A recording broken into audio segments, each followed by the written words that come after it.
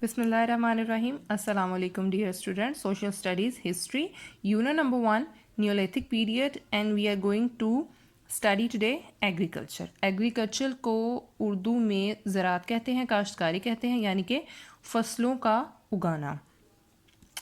It was previously believed that the Neolithic age was in fact the agricultural revolution age and that the development of agriculture in this period dramatically changed the way people of this age lived.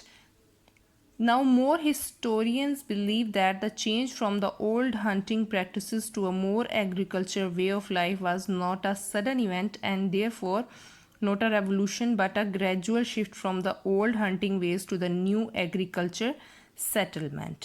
यानी बहुत सारे तारीखी मुफक्करों का कहना है कि एकदम से हंटिंग प्रैक्टिसेस की तरफ से एग्रीकल्चर की तरफ इंसानी जो है वो तारीख नहीं आई थी, बल्कि ग्रेजुअली आहिस्ता आहिस्ता जो है वो इंसानों ने इन जानवरों के शिकार से एग्रीकल्चर जो वेज़ हैं वो अपनाने शुरू किए थे. Now Gradually, people realized that the wild plants and other vegetation could also be used, and they would move and settle near such plants during the time when they could be eaten. यानी कि ऐसा ऐसा लोगों ने ये realise करना शुरू कर दिया था अर्ली एज में इंसानों के, जब इतना सब कुछ डेवलप नहीं था, कि वाइल्ड प्लांट्स और दूसरी सब्जियां जो है वो उनको भी खाने पीने के तौर पर इस्तेमाल किया जा सकता है. और उन लोगों ने जिस तरह के पौधे ये जहाँ पर उगते थे उनके करीब जो है वो रहना भी शुरू कर दिया था. This was an earlier stage to the agriculture age, and as agriculture development, the people of the Neolithic age started to settle down in places where agriculture was possible. यानी कि ये बिल्कुल स्टार्ट की एज थी agriculture, जब इंसान जो है वो सीख रहा था और आस्ता आस्ता ये तरक्की पा रही थी. न्यूलिथिक एज के जो लोग थे उन्होंने इस तरह की जगहों पर रहना शुरू कर दिया था जहाँ पर एग्रीकल्चर यानी कि ज़राअत पॉसिबल थी. They were using seeds to grow crops including wheat, linseed, rice, barley, lentils and chickpeas. और उन्होंने बीजों का इस्तेमाल करना भी सीख लिया था फसलों को उगाने के लिए, जिसमें ये तमाम तर बीज जो हैं वो शामिल हैं. This meant the dependency on animal meat from hunting also reduced. यानी कि सिर्फ जानवरों का शिकार कर कर उन्हें खाना जो है वो उन पे डिपेंड करना जो है वो कम हो गए थे. Agriculture tools also started developing to ease in agriculture practices where cultivating the fields was required. Agriculture जैसे ही मुतारिफ हुआ उसके साथ उसके टूल्स भी जो है वो डेवलप होना शुरू हो गए थे ताकि ज़राअत और खेती बाड़ी जो है वो आसानी से की जा सके और फसलों को जो है वो आसानी से जिस तरह की ज़रूरत है उस तरह काटा जा सके. These included chisel, axe, dagger, leaf shaped flint and most of these functioned both agriculture tool as well as protective weapons. यानी कि तमाम तर टूल्स जो है ना सिर्फ एग्रीकल्चर में इस्तेमाल होते थे बल्कि उसको अपने प्रोटेक्ट के लिए, अपनी हिफाजत के तौर पर भी इस्तेमाल किया जाता था. अपनी हिफाजत के तौर पर भी हथियारों के तौर पर इस्तेमाल किया जाता था. Stone and wood were also been still being used for these tools as material and still not and metal had still not been discovered. यानी कि लकड़ी को और पत्थरों को अभी तक स्टिल जो है वो इस्तेमाल किया जा रहा था स्टोन्स, टूल्स और वेपन्स के तौर पर, और अभी तक मेटल जो है वो अभी तक डिस्कवर नहीं हुआ था. इनमें से कुछ न्यूलिथिक एज की फार्मिंग के जो टूल्स हैं उनकी तस्वीर जो हैं वो इधर हैं. उसके बाद अगर हम बात करें डोमेस्टिकेशन ऑफ एनिमल्स, यानी कि जानवरों को पालना विद एग्रीकल्चर के साथ साथ एनिमल हस्बेंड्री आल्सो इंक्रीज. यानी कि जानवरों को घरों में पालना भी ये शुरू हो गए थे. The shift from eating meat of the wild animals to the more domesticated animals like the sheep started taking place. Animal skins continued to be useful for clothing and leather tents. Sheep wool kept people warm from harsh winters in the colder climates.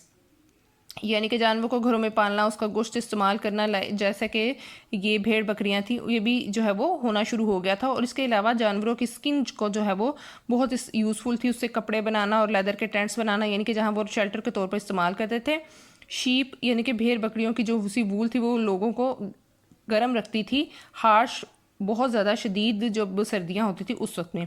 For the Neolithic people a great change occurred as they moved from their nomadic ways to a more settled life. यानी कि nomadic veg, यानी खाना बदोशों की तरह ज़िंदगी गुजारना, एक जगह से दूसरी जगह चले जाना के बजाय उन लोगों ने एक सेटल लाइफ गुजारना शुरू कर दी, यानी कि जहाँ पर उन्हें काश्तकारी के लिए ज़मीन मिल रही थी या कुछ पानी वगैरह मौजूद था तो उन्होंने एक जगह पर रहना शुरू कर दिया. With agriculture they become restricted to a certain area where the crops were because the crops could be not be move to another places. इन फसलों की वजह से उन्होंने एक ही जगह पर रहना शुरू कर दिया क्योंकि क्रॉप्स जो है वो उनके लिए हर किस्म की ज़मीन जो है वो कारामद नहीं होती थी. This mean they had to now live in a place permanently because the crops took their time to grow. और यानी कि इसका ये मतलब था कि उन लोगों को एक ही जगह पर परमानेंटली मुस्तकिल रहना शुरू कर दिया क्योंकि क्रॉप्स जो हैं वो उगने में टाइम लेती थी. इसके बाद हम देखते हैं रिडक्शन इन हंटिंग प्रैक्टिसेस, यानी कि शिकार में भी कमी आई थी. This also mean that now unlike the hunted animal meat crops could be stored for later use. यानी कि मीट की जगह जो है वो क्रॉप्स को जो है वो बाद में इस्तेमाल के लिए स्टोर्ड भी किया जा सकता था. Agriculture societies grew faster than nomadic ones since agriculture provided surplus food which could be stored. यानी कि एग्रीकल्चर में उन्हें ये फ़ायदा भी था कि खाना जो है वो ज़्यादा मिकदार में इस्तेमाल जो है वो हासिल होता था उन्हें और वो ज़्यादा हासिल करते थे. However this also mean dependence on crops became more and in times when there was not enough rain there was famine. और इसका लेकिन ये नुकसान भी था कि वहाँ पर क्रॉप्स पर ही सिर्फ अगर वो डिपेंड करते तो अगर बारिश ना होती तो वहाँ पर फेमाइन कहत भी होता था. There was an increased need to live in groups and a sense of boundary of their area and the need to protect themselves as well as the crops they were now growing. और इसके अलावा ये अपने आप वो लोग जो है वो ग्रुप्स की फॉर्म में रहते थे और उनके पास अपनी बाउंड्री को क्रिएट करने का भी जो है वो सेंस पैदा हो गई थी ताकि वो अपने आप को महफूज कर सकें और अपनी फसलों को भी. The danger was not only from wild animals but also from other groups of humans in search of food. यानी कि खाने की तलाश में ना सिर्फ उन्हें जानवरों से ख़तरा था बल्कि उन्हें अपने दूसरे ह्यूमन ग्रुप से भी ख़तरा था. It gave rise to the concept of weapons like daggers, arrowheads, chisels etcetera and archaeologist evidence does point in this direction. यानी कि इससे अपने आप को ना सिर्फ खेती बाड़ी में इस्तेमाल करने के लिए बल्कि अपने आप को महफूज करने के लिए भी जो है वो वेपन्स का कॉन्सेप्ट जो है वो मुतारिफ़ किया गया था और ये माहिर आसार कदीमा ने इन चीज़ों को दरियाफ्त भी किया है.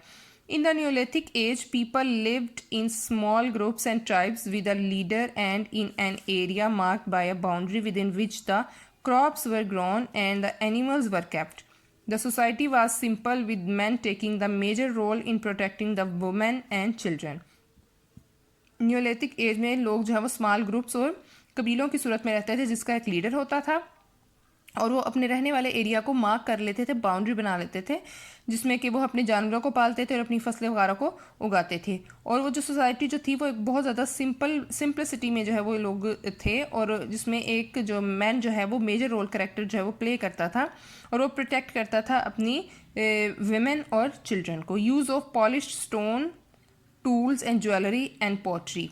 The Neolithic age is also known for the development of pottery and jewelry. Pottery कहते हैं मिट्टी के बर्तन बनाने को और ज्वेलरी यानी कि वो पत्थरों को तराश कर ज्वेलरी पहनने के लिए भी इस्तेमाल करना शुरू हो गए थे और मिट्टी से बर्तन बनाना भी शुरू हो गए थे. Thank you so much.